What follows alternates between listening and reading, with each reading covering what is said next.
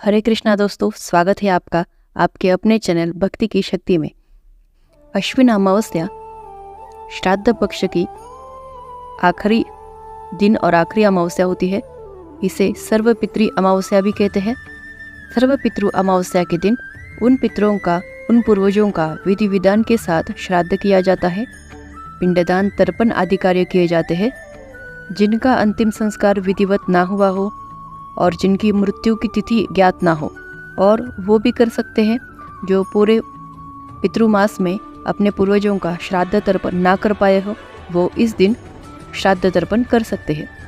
श्राद्ध के अंतिम दिन अपने पितरों के नाम से पिंडदान, दान, तिलांजलि जरूर देना चाहिए।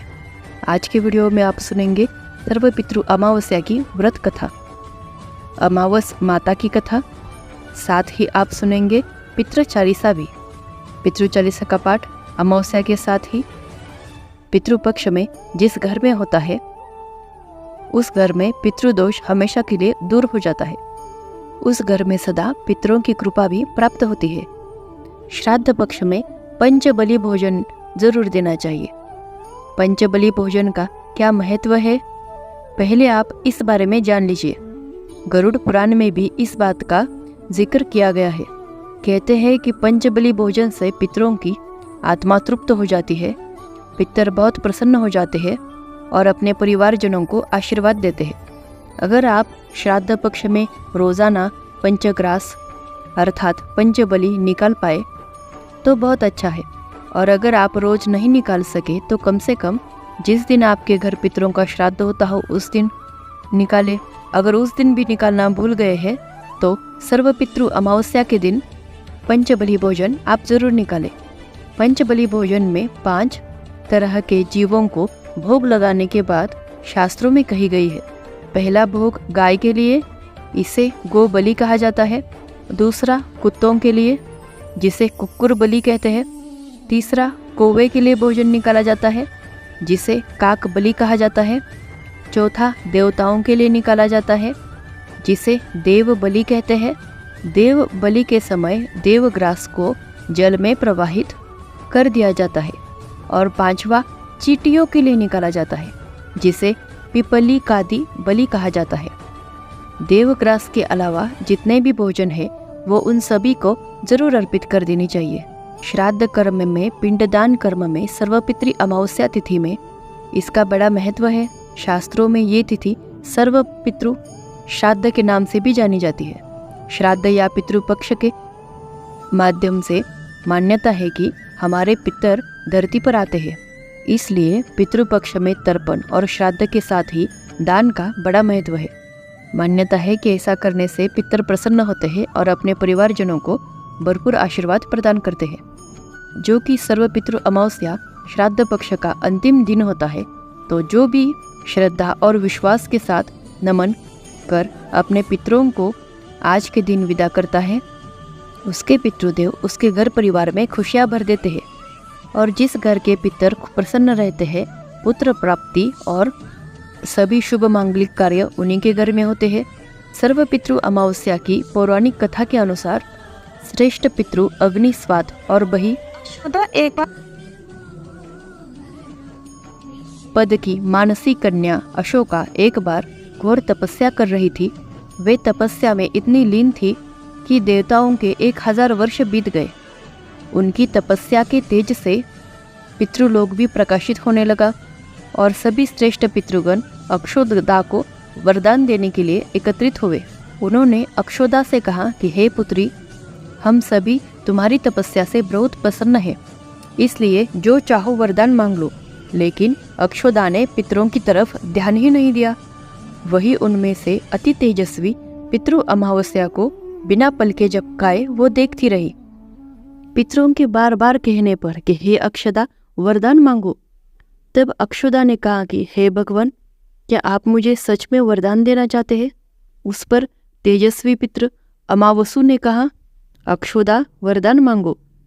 अक्षोदा ने कहा, अगर आप मुझे वरदान देना चाहते हैं तो मैं इसी समय आपके साथ आनंद चाहती हूँ। अक्षोदा की ये बात सुनकर सभी पितृ क्रोधित हो उठे और उन्होंने अक्षोदा को शाप दे दिया कि वह पितृलोक से पतित होकर पृथ्वी लोक पर जाएगी। जिसके बाद अक्षोदा पितरों से क्षमा याचना करने लगी। इस पर पितरों को उस पर दया आई और उन्होंने अक्षोदा से कहा कि अक्षोदा, तुम पृथ्वी लोक पर मत्स्य कन्या के रूप में जन्म लोगी। वहाँ पराशर ऋषि तुम्हें अपने पत्नी के रूप में स्वीकार करेंगे और तुम्हारे गर्भ से व्यास जी जन्म लेंगे और इसके बाद ही तुम पुनः वापस पितृलोक में आ सकती हो। अक्षुदा के इस अधर्म के कार्य को अस्वीकार करने पर सभी पितरों ने अमावसु को आशीर्वाद दिया कि हे अमावसु, आज की ये तिथि आपके नाम से जानी जाएगी। जो भी व्यक्ति वर्ष भर में श्राद्ध तर्पण नहीं कर पाता, वह इस तिथि पर श्राद्ध या तर्पण करेगा तो उसे सभी अमावस्या के तिथियों का पूर्ण फल आज के दिन प्राप्त हो जाएगा। अमावस्या के दिन प्रातःकाल स्नान कर सफ़ेद वस्त्र पहनकर स्नान के बाद सूर्य देवता को अर्घ्य दे, नदी या झील के किनारे पितरों को पिंडदान करे। पितरों को दूध, कुशा, काले तिल, पुष्प और सुगंधित जल अर्पण करे। अमावस्या के दिन प्रसाद में खीर, पूरी और सब्जी जिसमें लहसुन प्याज ना हो ऐसा भोग बनाए और उनसे भोजन और जल ग्रहण करने की प्रार्थना करे। सर्व पितृ अमावस्या पर दोपहर के समय ही भोजन कराए और श्राद्ध करे। इसके बाद ब्राह्मण को भोजन कराए और दान दक्षिणा आदि देकर उनका आशीर्वाद ले।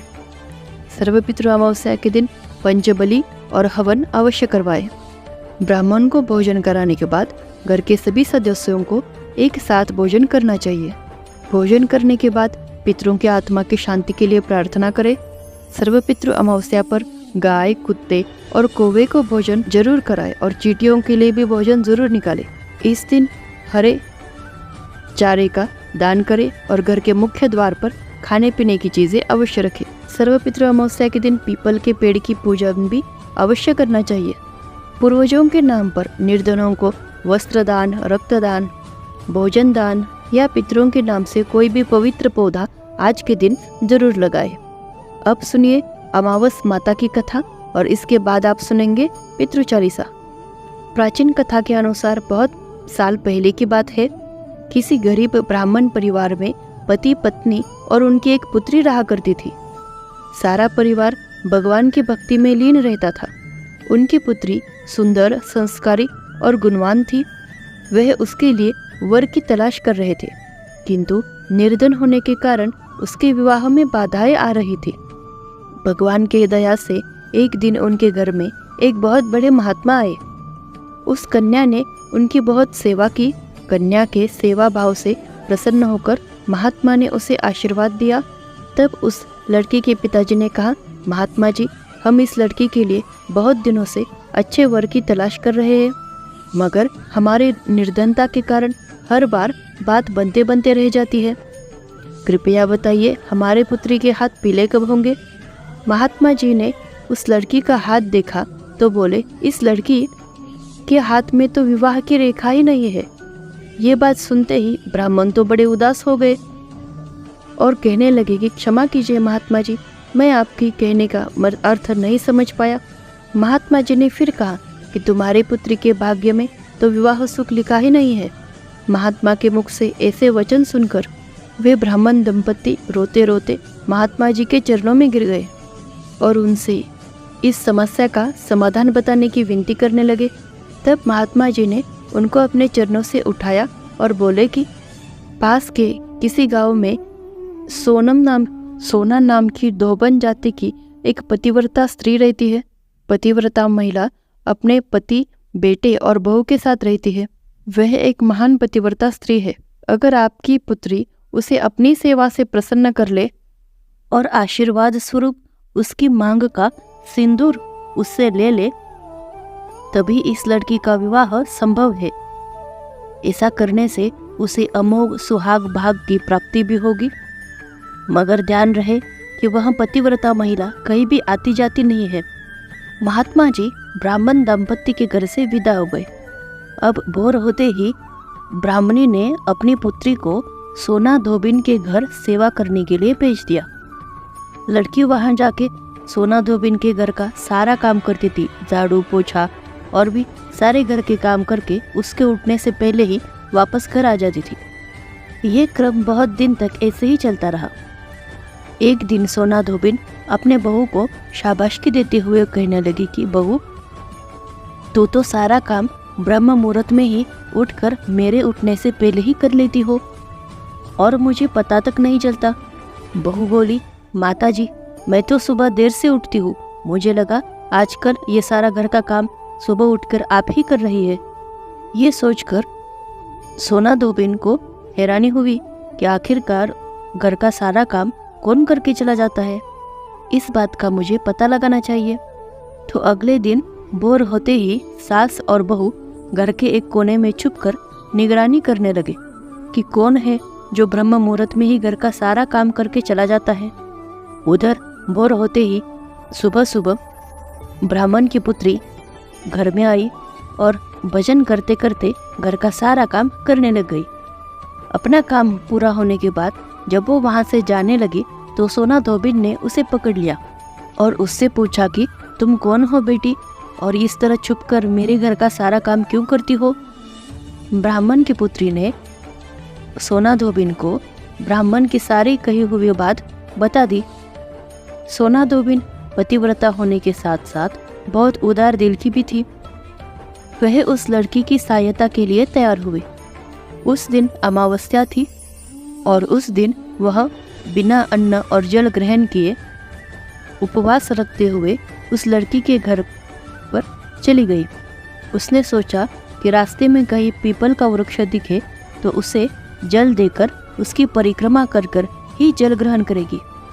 लड़की के घर पहुंचते ही जैसे ही सोना धोबिन ने अपने मांग का सिंदूर लेकर लड़की को लगाया तो सोना धोबिन के पति के प्राण पखेरु उड़ गए। सोना धोबिन को ज्ञात हुआ कि अब उसके पति इस दुनिया में नहीं रहे। वह ब्राह्मण परिवार से विदा लेकर चल पड़ी। रास्ते में पीपल का पेड़ देखकर उसने ईंट के टुकड़ों से 108 बार भावरी देकर 108 बार पीपल के पेड़ की परिक्रमा की और उसके बाद जल ग्रहण किया। तभी उसके पति के मृतदेह में प्राण फिर से लौट आए। इस प्रकार अमावस्या के दिन पीपल के पेड़ की पूजा करके और इस कथा को सुनने से सुहागन महिलाओं का सुहाग अटल रहता है। सुहागन महिलाओं को सभी प्रकार के मनोरथों की प्राप्ति होती है। जिनका विवाह नहीं हो रहा हो उनको मनोवांछित वर की भी प्राप्ति होती है। सभी अभिष्ट मनोरथों की पूर्ति होने के साथ साथ ऐसे भक्तों के घर में धन, अन्न और सुख समृद्धि के भंडार भरे रहते हैं। अमावस्या के दिन विवाह संबंधी परेशानियों के निवारण के लिए किसी धोबी परिवार को कुछ भेंट दक्षिणा देने के भी विधान है। तो भक्तों, ये थी अमावस्या की व्रत कथा। अब चलिए सुनते हैं पितृ चालीसा। हे पितृेश्वर, आपको दे दियो आशीर्वाद, चरणा शीश नवा दियो, रख दो सिर पर हाथ। सबसे पहले गणपत, पाछे घर का देव मनावा जी। हे पितृेश्वर, दया राखियो करियो मन की चाया जी। पितृेश्वर, करो मार्ग उजागर, चरण रज की मुक्ति सागर। परम उपकार पितृेश्वर किन्हा, मनुष्य योनि में जन्म दीन्हा। मातृ पितृ देव मन जो भावे, सोई अमित जीवन फल पावे। जय जय जय पितर जी साई, पितरु बिन मुक्ति नाही। चारों ओर प्रताप तुम्हारा, संकट में तेरा ही सहारा। नारायण आधार सृष्टि का, पितर जी अंश उसी दृष्टि का। प्रथम पूजन प्रभु आज्ञा सुनाते, भाग्य द्वार आप ही खुलवाते। झुनझुन उन्हें दरबार है साजे, सब देवों संग आप विराजे। प्रसन्न होई मन वांछित फल देना, कुपित होए बुद्धि हर लीना। पितर महिमा सबसे न्यारी, जिसका गुण गावे नर नारी। तीन मंड में आप विराजे, वसु रुद्र आदित्य में साजे। नाथ सकल संपदा तुम्हारी, मैं सेवक समेत सुत नारी।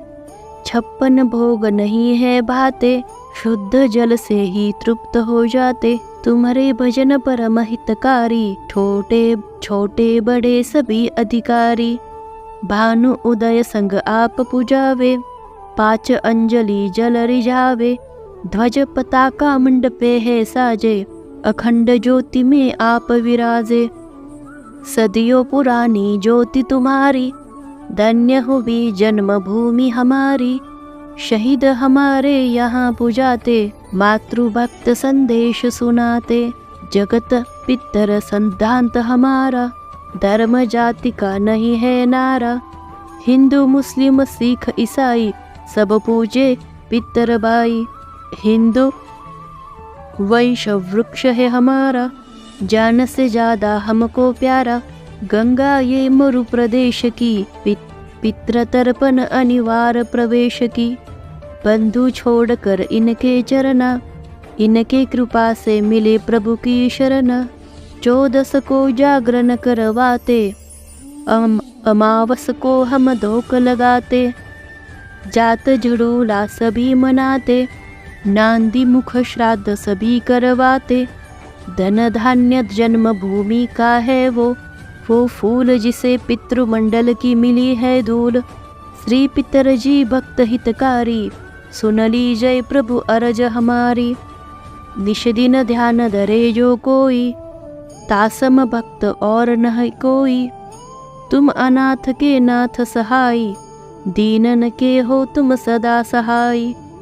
चारिक वेद प्रभु के साखी, तुम भक्तन की लज्जा राखी। नाम तुम्हारो लेत जो कोई, तासम धन्य और नहीं कोई।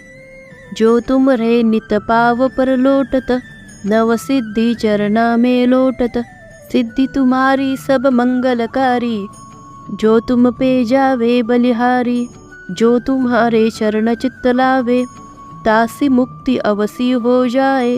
सत्य भजन तुम्हारे जो गावे, सो निश्चय चारों फल पावे। तुम्ही देव कुल देव हमारे, तुम्ही गुरुदेव प्राण से प्यारे। सत्य आसमन में जो होई, मन वांछित फल पावे कोई। तुम्हारी महिमा बुद्धि बढ़ाई, शेष सहस्त्र मुख सके न गाई। मैं अति दिन मलिन दुखियारी, करहु कौन विधि विनय तुम्हारी। अब पितर जी दया दिन पर कीजय, अपनी भक्ति शक्ति कुछ दीजय। पितरों को स्थान दो तीर्थ स्वयं ग्राम, श्रद्धा सुमन चढ़े वहाँ पूर्ण हो सब काम। झुंझुनू धाम विराजे है पितर हमारे महान, दर्शन से जीवन सफल हो पूजे सकल जहान। जीवन सफल जो चाहिए, चले झुंझुन धाम। पितर चरण की धूल ले, हो जीवन सफल महान।